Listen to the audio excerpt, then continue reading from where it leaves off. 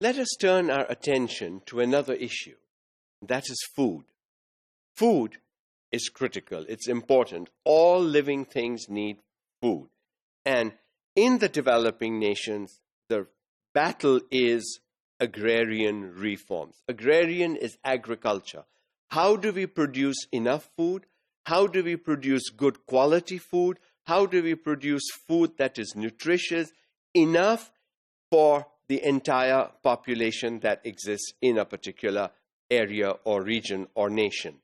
And also, how do we get this at a cost that is affordable to individuals? Again, if you look at Pakistan, which is a developing nation, we struggle with this.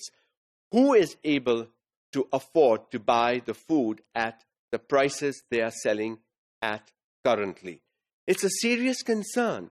The government needs to step in and regulate the cost of food products, because if people who live at the poverty level or below the poverty line need also to eat, what are they eating? Are they getting all the nutrients? Are they getting a nutritious meal at least once a day, if not twice or thrice a day? If not, health issues will happen and other issues will step in. They will not be as productive to the nation, to the community, to the society as people who are better fed because they are able to afford food at the cost it is selling at. The other concern is of industrialized nations. They don't face this issue. Why?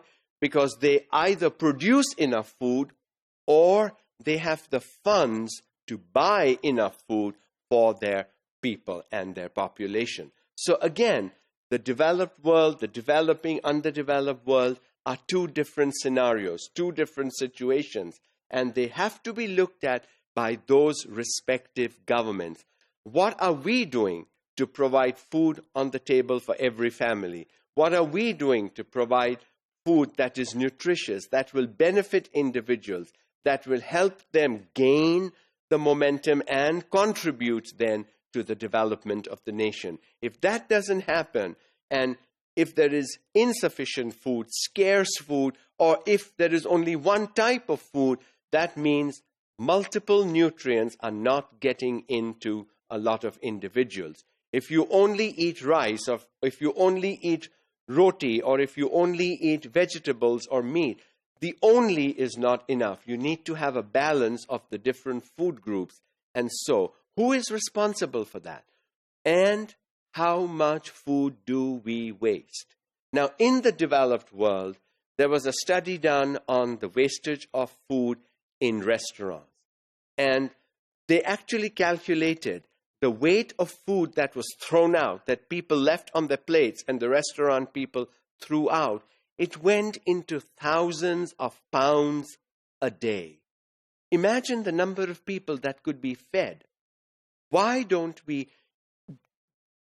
show consideration? Why don't we understand that this food, I'm only going to be able to eat so much? Why don't we just take that much on our plates and let the other people get some? Or why don't we take the leftovers with us and then give it to some poor person on the streets, on the roads, and let that poor individual have some decent meal also?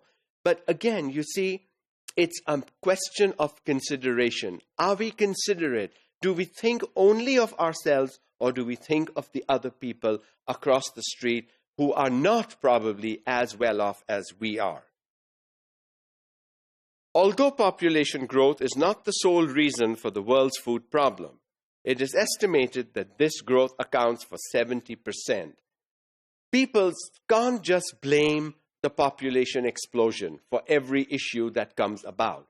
There is also things like drought and rain and nutrients and fertilizers and areas under agricultural considerations. All these things contribute to the amount of food that's produced. It's also to the price tag on foods, because the less of a certain item is produced, the cost is going to be more. More of a certain item is produced, the cost will be less. And then what happens to fruits, vegetables, and stuff that don't sell out? They rot, because they can't be preserved forever. They rot and have to be thrown away. It's a loss.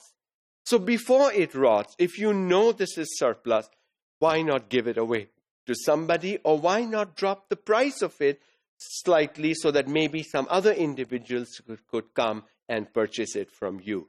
So these things can be looked at once you have a considerate attitude where you can think beyond just yourself.